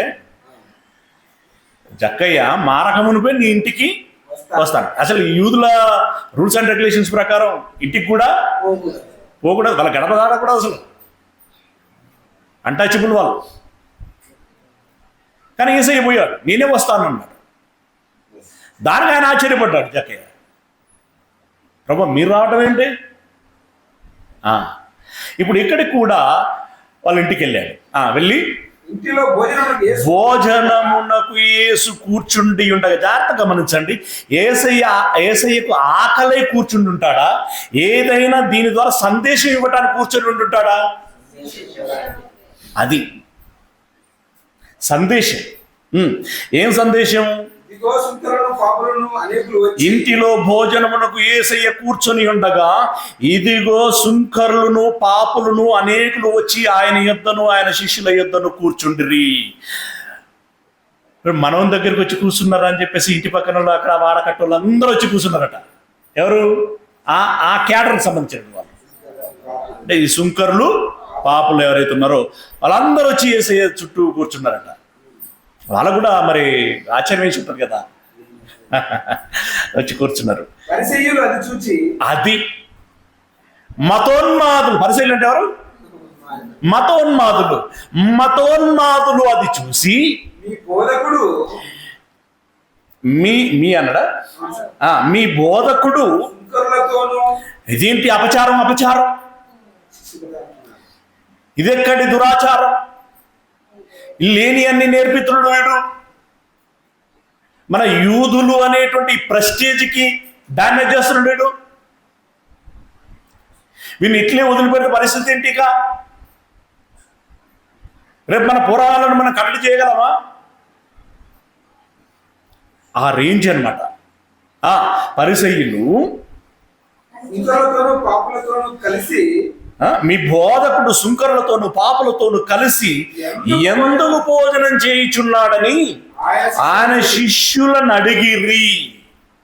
ఏంటి మీరు గొప్ప బోధకుడు అని చెప్పేసి ఆయన పట్టుకొని తిరుగుతున్నారు. ఆడేంటి పాపుల గుంపలో తిరుగుతున్నాడు?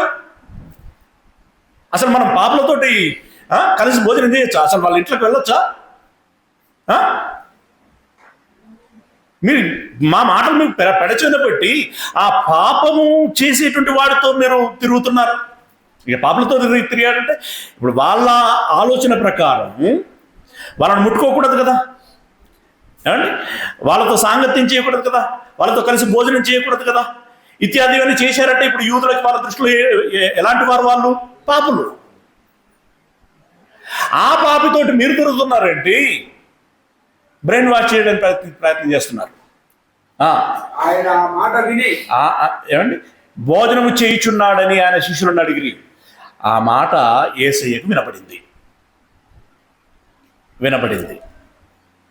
ఈయన ఒక దగ్గర ఉంటాడు కానీ ఆయన కండ్లు చెవులు ఇంకెక్కడెక్కడో తిరుగుతూ ఉంటాయని తెలుసు కదా. ఆయన ఆ మాట విని రోగులకే గాని అంటే దీన్ని మనం ఎలా కన్వర్ట్ చేసుకోవాలి? పాపులకే గాని అంత అర్థం. రోగులకే గాని ఆరోగ్యము గల వారికి వైద్యుడు అక్కరలేదు కదా. అయితే జాగ్రత్తగా గమనించండి. ఇప్పుడు చెప్పకనే చెప్పుకున్నాడు యేసయ్య. ఏమని? I'm a doctor. ఒక డాక్టర్గా నేను అన్ని చోట్లకు వెళ్ళి వైద్యం చేయవలసి ఉంటుంది. అంతేకాని నువ్వు ఈ కులపోడి కనుక పలానోడికి వైద్యం చేయకూడదు అని చెప్పటం సమంజసకరం కాదు కదా. రోగులకే వైద్యుడు అవసరం. ఇంకేమన్నాడు? నేను పాపులని పిలవచ్చి తిని కానీ నీతిమంతులను పిలవరాలేదు అని అన్నాడు. యాక్చువల్గా ఆరోగ్యంగా ఉన్నటువంటి వాళ్ళకి డాక్టర్తో ఏం పని? అంటే డాక్టరు ఆరోగ్యంతో ఉన్నటువంటి వాళ్ళ యొద్దకు వెళ్ళడు, అనారోగ్యంతో ఉన్నటువంటి వాళ్ళ యొద్దకే వెళుతాడు. అంటే ఇప్పుడు దీని ద్వారా ఏం చెప్తున్నాడు ఆయన? రోగి అని చెప్పి వాడిని ముట్టుకోకుండా, నాడి పట్టుకోకుండా, ఇది ఏంటి అని తెలుసుకోకుండా వైద్యం చేయాలి అని అంటే అది కుదరదు. ఫస్ట్ నేను వాళ్ళకి దగ్గర అవ్వాలి. దేనికి? వాళ్ళ అలవాట్లను నేను నేర్చుకోవడానికి కాదు, వాళ్ళ రోగాన్ని నేను అంటించుకోవడానికి కాదు, ఆ రోగాన్ని నయం చేయటానికి, నా అలవాట్లను వాళ్ళకి నేర్పించటానికి. ఇక్కడ అప్లియన్స్ అనేటువంటిది రోగులకే వైద్యుడు అవసరము కానీ ఆరోగ్యం గల వారికి అవసరం లేదు అనేటువంటి మాటలో నేను వైద్యుణ్ణి అనేటువంటి మాట చెప్పకనే చెప్పుకున్నాడు ఆయన. ఇదే మాట మనం ఈనాడు ఉన్నటువంటి ఒక నికార్సత్తైనటువంటి క్రైస్తవుడికి అప్లై చేయండి. ఆ క్రైస్తవుడు ఎవరు? ఇప్పుడు వైద్యుడు. క్రైస్తవుల గురించి ఏం చెప్పింది బైబిల్? మీరు లోకమునకు ఉప్పై ఉన్నారన్నాడు, వెలుగై ఉన్నారన్నాడు. అవునా? లోకానికి మీరు ఎన్నో ఆదర్శాలని చూపించాల్సినటువంటి వారై ఉన్నారు. ఒక పరిపూర్ణమైనటువంటి క్రైస్తవుడు ఎవరైతే ఉంటారో అతడు ఒక వైద్యుడిగా ఉండాలి. ఆ వైద్యుడు ఏం చేయాలి? రోగి దగ్గరికి వెళ్ళాలి, కలిసి భోజనం చేయాలి, కలిసి నీళ్లు తాగాలి, కలిసి సహవాసం చేయాలి. కానీ ఆ సహవాసం ఎలా ఉండాలన్నా ఇందాక వారిని మనం అంటించుకునేటట్టుగా ఉండకూడదు. మన దగ్గర ఉన్నటువంటి మంచి వానికి నేర్పించేటట్టుగా ఉండాలి. ఈ జాగ్రత్తతో, ఈ మెలకువతో మీరు ఉండాలి. ఈ మెలకువతో మీరు ఉండాలి. ఇలాంటి సందర్భాలు చాలా కనపడతాయండి సువార్తలలో. అంటే యేసయ్య అక్కడ చెప్పకనే చెప్పింది ఏంటంటే, అన్యుల లేదా వాళ్ళ దృష్టిలో ఇప్పుడు వీళ్ళు అన్యులే కదా, లేదంటే పాపులు కదా, ఇలాంటి వారి ఇంటికి వెళ్ళి భోజనం చేయొచ్చా అని అంటే బేషరతుగా చేయొచ్చు. చేయకూడదు అనేటువంటి రూల్ ఎక్కడ పెట్టలేదు.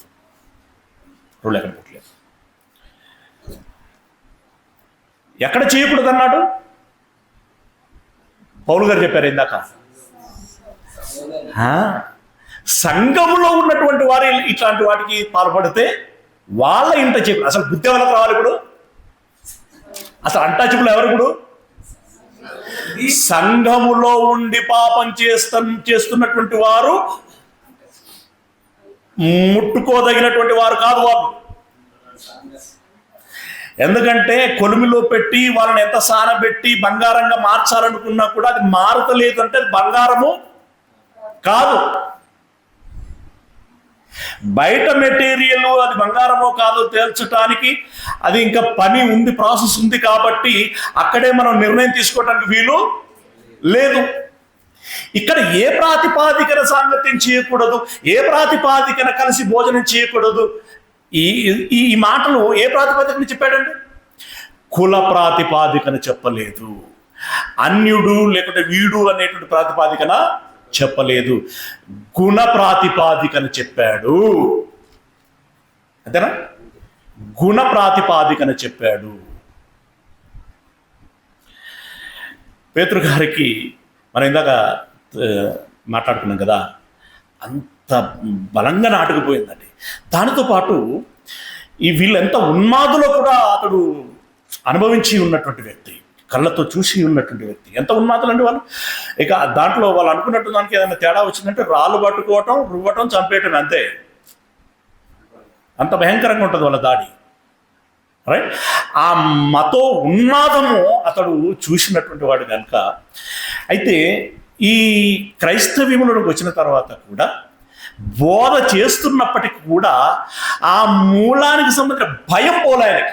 అంటే ఆయన అన్టచబిలిటీ మెయింటైన్ చేయాలంటే మనసులో లేడు. ఆయన మారిండు. ఎక్కడ యొప్పే సంఘటనతోటే మారిపోయిండు. ఆయన మారిపోయి దాన్ని ఇంకా గ్రేట్గా కూడా చెప్పాడు. అది ఆయన మనసులో లేదు. కానీ ఇంకోటి ఉంది. ఏముంది? వాళ్ళ కంట పడితే మనల్ని హింసిస్తారు, చంపేస్తారు. అది బలంగా ఉంది ఆయనకి.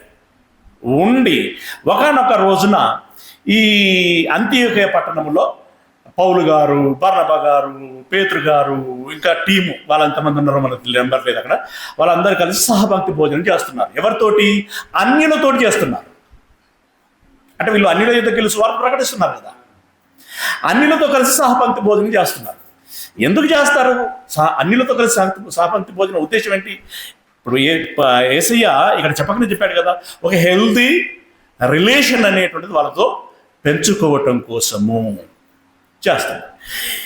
అయితే యేసయ్య యుద్ధకి పరిసయ్యులు వచ్చి పాయింట్అవుట్ చేసి అడిగినట్లుగానే ఇప్పుడు వీళ్ళను కూడా అడుగుదాము అనేటువంటి ఉద్దేశంతో కొంతమంది యూదులు అక్కడికి వచ్చారు. అట్లా వస్తున్నారనగానే ఇప్పుడు ఇట్లా ఇక్కడ అందరం కలిసి భోజనం చేస్తున్నాం. ఫర్ ఎగ్జాంపుల్ గాఢగా బజార్లో కనబడ్డారు అనగానే పేతురు గారు మెల్లగా ఇట్లా ముసుగిట్లా లేచిండట. వేసి నేనేం తింటలేను అన్నట్టుగా లేచిండబట్ట. ఇక కొంచెం పౌలు డిఫరెంట్ క్యారెక్టర్. ఆయన పౌలులా పేతురు నుండమన్నా పేతురులా పౌలు నుండమన్నా సెట్ అవ్వదు. అది ఉంటుంది. ఇప్పుడు స్పానర్ పాన ఉండాలి, ఇంకేంది కటింగ్ ప్లేయర్ ఉండాలి, స్క్రూ డ్రైవర్ ఉండాలి, ఇట్లా అన్నీ ఉంటేనే ఒక వస్తువును రిపేర్ చేయగలుగుతాం. ఒక కటింగ్ ప్లేయర్ తోటి అది చేయమంటే అవదు. అంతేనా? ఎస్. ఇప్పుడు సంఘములో కూడా వేరియేషన్స్ అంటే పాపము అనేటువంటిది ఒక చేయకూడదు, కానీ మిగతా వేరియేషన్స్ అన్నీ ఉండాలి. అంటే కొంచెం సౌమ్యంగా మాట్లాడేటోళ్ళు ఉండాలి, కొంచెం కదిరించి మాట్లాడేటోళ్ళు ఉండాలి, ఈ రెండింటిని సమన్వయం చేసేటోళ్ళు ఉండాలి. ఏది ఓవర్ డోస్ అయినా కష్టమే. ఇవన్నీ ఉండాలి. ఇప్పుడు పౌలుదేమో ఆయన ఏంటంటే స్ట్రైట్ ఫార్వర్డ్. ఓకే. పేతురు గారేమో కొంచెం సాఫ్ట్ అనుకోవాలి చెప్పచ్చు. అవునా? అలా ఒక్కొక్కరిది ఒక్కొక్క షేడు ఉంది. ఇప్పుడు ఈయన లేచి దుప్పటి కప్పుకున్నాడు, నేనేం తింటలేను అన్నట్టు చేయట్లే వచ్చింది. ఇది చూసి బర్నబా గారు కూడా పెద్ద ఆయన అట్లా చేసిండు కాబట్టి మనం కూడా లేరా అన్నట్టు. అది పౌలు గారు గమనించి ఒక మాట అన్నాడు. చూడండి, గలతీలో రాసిన పత్రిక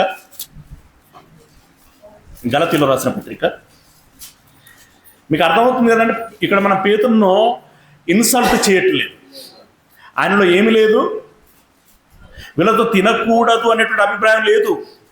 అట్లా ఉన్నోడైతే అసలు కూర్చుంటాడే కాదా, అభిప్రాయం లేదు. కానీ లేచిండు అనంటే భయం ఉన్నది ఆయన. ఎవరిని గురించిన భయం? ఈ మతోన్మాదులను గురించిన భయం ఉన్నది ఆయనకి. గలతీలో రాసిన పత్రిక 2వ అధ్యాయం 11వ వచనం. కేఫా అంత్యోక్యకు వచ్చినప్పుడు అతడు అపరాధిగా తీర్చబడెను. అపరాధి అయిపోయాడట. గనుక నేను ముఖాముఖిగా అతన్ని ఎదిరించి తిని ఎలయనగా యాకోబు వద్ద నుండి కొందరు రాక మునుపు అతడు అన్యజనులతో భోజనం చేయుచుండెను. ఇంతవరకు బాగున్నది. అతడు అన్యజనులతో కలిసి భోజనం చేయుచుండెను. కానీ వారు రాగానే, ఎవరు? మతోన్మాదులు. వారు రాగానే సున్నతి పొందిన వారికి భయపడి వెనుకకు తీసి వేరైపోయెను. మెల్లగా స్కెప్ అవుతున్నాడట. వేరైపోయాను. తర్వాత తక్కిన యూదులను అతనితో కలిసి అంటే ఎవరితో కలిసి? పేతురుతో కలిసి మాయావేషం వేసుకొనిరి. అంటే అప్పటి వరకు ఈ నెత్తి మీద బట్ట లేదనుకుంటా, మంచిగా ఫ్రీగా తింటున్నారు. వాళ్ళని చూడగానే అందరు ముసుగులేసేసిండు. మాయావేషం వేసుకొనిరి. కనుక ఇందులో తీవ్రమైనటువంటి విషయం ఏంటంటే, నాతో పాటు ఇన్ని రోజులు కలిసి తిరిగినటువంటి బర్నబా కూడా వేషధారణ చేత మోసపోయాను ఇలాంటివి జరిగింది. అంటే ఇత్యాది మాటలు. ఇప్పుడు భోజనం చేయకూడదని చెప్పిన పౌలు గారు ఇక్కడ ఏం చెప్తున్నాడు? అన్యజనులతో కలిసి భోజనము చేయాల్సింది, ఎవరికి భయపడడానికి వీల్లేదు అన్నాడు. వాడు ఎంత ఉన్మాది అయినా, ఎంత కరడు కట్టిన కుల సంబంధమైన జాడ్యం ఉన్నటువంటి వాడైనా, మత సంబంధమైనటువంటి జాడ్యం ఉన్నటువంటి వాడైనా, ఎవడైనా సరే అన్యులతో కలిసి భోజనం చేసేటువంటి విషయంలో తగ్గడానికి వీలు లేదు. అంటే ఇప్పుడు పౌలు గారు 2 మాటలు చెప్పారు కదా. ఒక దగ్గరనేమో తినకూడదు అన్నాడు, ఇంకొక దగ్గర తినమన్నాడు. ఎవరి దగ్గర తినమన్నాడు, ఎవరి దగ్గర తినకూడదు అన్నాడు. మళ్ళీ ఒకసారి ఇది అంటే స్ట్రెస్ అవ్వాలి పాయింట్. అది అన్యుల యొద్ద తిను, క్రైస్తవులైన వారి యొక్క కూడా తిను. కానీ క్రైస్తవులలో పాపులైన వారి యొద్ద, అంటే క్రైస్తవులు అనబడరు సుమా, కాకపోతే క్రైస్తవులు చెప్పుకుంటారు, ఆ సంఘములో ఉన్నటువంటి పాపులైనటువంటి వారి యొద్ద తినకూడదు. ఓకే, ఇది తాను చెప్పినటువంటి మాట. రైట్, చాలా విస్తృతంగా మాట్లాడు, మోస్ట్ మీకు క్లారిటీ వచ్చింది అని అనుకుంటున్నాను. అంటరానితనం గురించి బైబిల్ ఏం చెప్పింది అనేటువంటి విషయం. ఒక కంక్లూజన్ మాట్లాడుకుందాం మనం. ఇదే గలతీ పత్రిక 3వ అధ్యాయము 27-28 వచనం. ఇది చాలాసార్లు మీరు చదివి ఉంటారు, వినుంటారు, అర్థం చేసుకుంటారు. ఏమనన్నాడు? క్రీస్తులోనికి బాప్తిస్మం పొందినటువంటి మీరందరూ క్రీస్తును ధరించుకొని ఉన్నారు. అంతే, క్రీస్తును ధరించుకొని ఉన్నారు. క్రీస్తును ధరించుకుంటే ఇప్పుడు ఎలా ఉండాలి మీరు? నెక్స్ట్ వచనం, ఇందులో యూదుడని అన్యుడని లేదు. అంటే దాన్ని ఇప్పుడు ఈ వర్షంలో మనం ఆలోచించుకుంటూ వస్తే దాని అర్థం ఏంటన్నమాట? యూదుడని, వేరే కులస్తుడని, వేరే అంటరాని వాడని, ఆ భేదాలు మనకి ఉండకూడదు. లేదు. ఏముంది మరి? యేసుక్రీస్తునందు మీరందరూ ఏకముగా ఉన్నారు. ఏకముగా ఉన్నారు అంటే సంఘస్థులకి ఏముండకూడదు? ఇప్పుడు సంఘస్థులకి ఏముండకూడదు?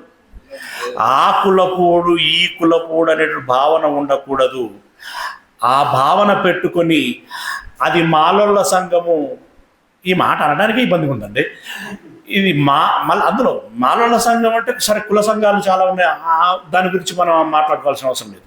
మాలోళ్ళ క్రైస్తవ సంఘం, మాదిగొల్ల క్రైస్తవ సంఘం, కమ్మొళ్ళ క్రైస్తవ సంఘం, కాపొళ్ళ క్రైస్తవ సంఘం, రేపు నా పోటీ వాడు పెట్టాలేమో శాఖలుള്ള క్రైస్తవ సంఘం అని.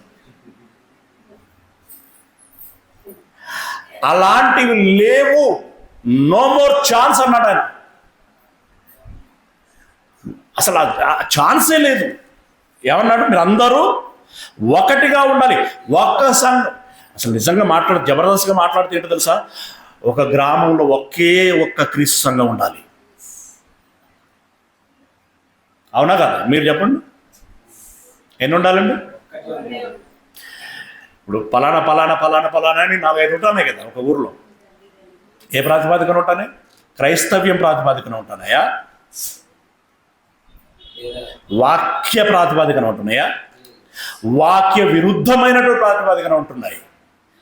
వాక్య విరుద్ధమైనటువంటి ప్రాతిపాదికన ఉంటున్నాయనంటే వారికి అసలు వాక్యం అనేటువంటి అసలు పునాది లేదు, బోధకులకు లేదు.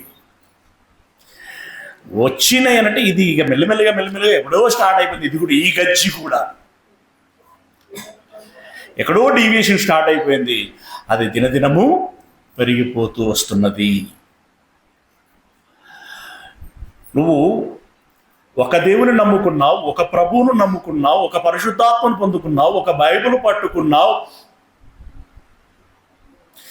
సరే, మైళ్ళకు దూరం ఉంది, అక్కడ వాళ్ళు ఇక్కడికి రావడానికి, ఇక్కడి వాళ్ళు అక్కడికి పోవడానికి ఇబ్బందిగా ఉంది అనేటువంటి ఉద్దేశంతో ఆ కన్వీనియన్స్ను బట్టి సంఘం పెట్టారు అని అంటే అది సబబు. కానీ అలా కాకుండా మరేదో ఉద్దేశంతో కనుక పెడితే నువ్వు వేరు నేను వేరు అనేటువంటి అభిప్రాయాన్ని వ్యక్తము చేసినట్లవుతుంది. అలాంటివి ఉండకూడదు. మీరందరూ ఏమై ఉండాలి? ఏకమై ఉండాలి. ఈ క్రీస్తు యేసునందు మీరందరూ ఏకముగా ఉన్నారు. మరొక మాట, కొరింథీయులో రాసినటువంటి మొదటి పత్రిక 12వ అధ్యాయం 13వ వచనం. కొరింథీయులో రాసినటువంటి మొదటి పత్రిక 12వ అధ్యాయము 13వ వచనం.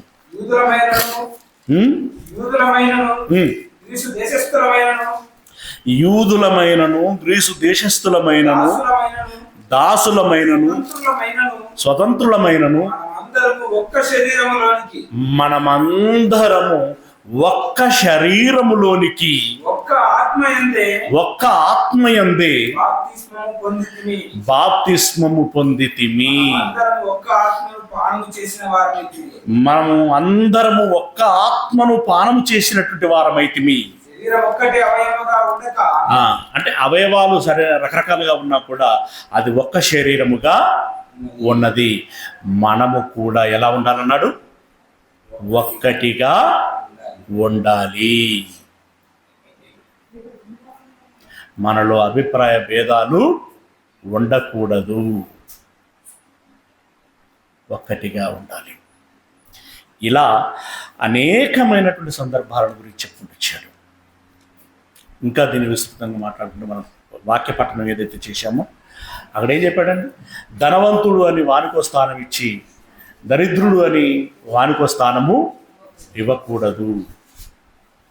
చాలా తర్వాత చదువుకుంది. ఓకే, ఇదే మాటను మరొక సందర్భంలో కూడా రాస్తారు, లేవికాండంలో రాసింది. అలాంటి అభిప్రాయ భేదాలు కలిగి ఉండదు. ఒకటి అన్యులను కలవకూడదంటే కలవాలి. అసలు వాక్యం చెప్పేదే వాళ్ళకి కదా, సువార్త ప్రకటించేదే వాళ్ళకి కదా. మిమ్మల్ని ముట్టుకోము, మీరు దూరం ఉండండి అనుకుంటూ వాళ్ళకి ఏం వాక్యం చెప్తావు నువ్వు? ఇంకొకటి, ఇందాక నిన్న జరిగిన సంఘటన చెప్పాను కదా, అలా నువ్వు లోకానికి ఒక సందేశం ఇచ్చి మళ్ళీ నువ్వేం సువార్త ప్రకటిస్తావు? వాళ్ళకి మారమని ఎలా చెప్తావు? మీరు మారండి, ప్రభువును నమ్ముకోండి అని చెప్తే వాడు దవడ పళ్ళు రాలగొడతానంటాడు. నిన్న నువ్వేం చేసినవురా? మీ యేసయ్యను నమ్ముకున్నోడికి మీ స్థలములో స్థానము లేదన్నారు. ఇప్పుడు మీ దాంట్లోకి వస్తే రేపు పొద్దున మమ్మల్ని కూడా అలాగే వేరు చేస్తారు కదా. ఇదేనా మీరు చెప్పేది? ఇదేనా మీ క్రీస్తు చెప్పింది? ఇదేనా మీ బైబిల్ చెప్తున్నది అని అంటారు. అలాంటి పరిస్థితి మనకు రాకూడదు. అన్యులు అంటేనే నువ్వు వాళ్ళ పట్ల ఒక జాలి కలిగి ఉండాలి. ఏమని? వాళ్ళకు తెలియదు కనుక మనం నేర్పించాలి. వారు పేషెంట్లు, మనం వైద్యులము. ఆ మేరకు ఉండాలి. ఇక క్రైస్తవుల దగ్గరికి వచ్చేసరికి ఏమన్నాడు? వాళ్ళకు అన్ని విషయాలు తెలుసు, తప్పులు ఏంటో తెలుసు, అయినా ఉద్దేశపూర్వకంగా చేస్తున్నారంటే ఇక వారిని మార్చుట ఏమన్నాడు? మనకు చెప్పబడుతుంది కదా, అసాధ్యం, అసంభవం. ఎవరి పత్రికలు ఉంటాయి కదా, వద్దులేదు, ఎవరి పత్రికలో ఉంటుంది. వారిని మార్చలేముగా. పైగా అలాంటి వాడు ఉండకూడదు సంఘములో. ఉంటే ఏమవుతుంది? పులిపిండి కొంచెం ఉండినను మంచి పిండిని అంతటిని పులియ చేస్తుంది. గనుక వాడు బాగుపడతాడు అనుకునేంత వరకు ప్రయత్నించండి. ఇక లాభం లేదు అనుకుంటే వాడిని బయట పెట్టండి. ఇది అంటరానితనం గురించి బైబిల్ చెప్పినటువంటి వర్షన్. మేబీ మీకు అర్థమైంది అనుకుంటున్నాను. ఫైనల్గా ఇప్పుడు మనమంతా కలిసి ఏం ఆలోచన కలిగి ఉండాలి? మనమందరం ఒకటిగా ఉండాలి. మొదటిది, మనలో ఉన్నటువంటి కులాలను చూడకూడదు. అంటే మనలో ఉన్నటువంటి అంటే మన నేపథ్యాలు ఉంటాయి కదా, ఆ కులాలని మనము చూడకూడదు. క్రీస్తు యేసునందు మనం అందరం సహోదరులము, సహోదరీమణులము, మనం అందరం ఒకటి. మరి రేపొద్దున ఇప్పుడు మహేందర్ లాంటి వాళ్ళు ఎవరిని పెళ్లి చేసుకోవాలి?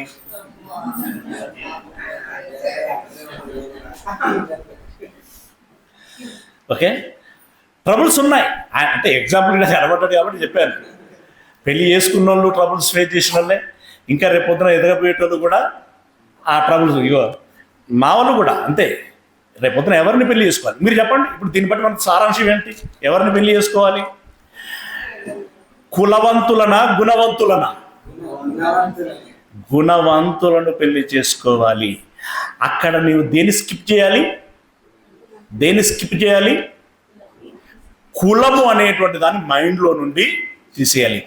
ఆదర్శం, దేవుని జ్ఞానాన్ని నేర్చుకున్న మనము చూపించకపోతే ఇంకెవరు చూపిస్తారు?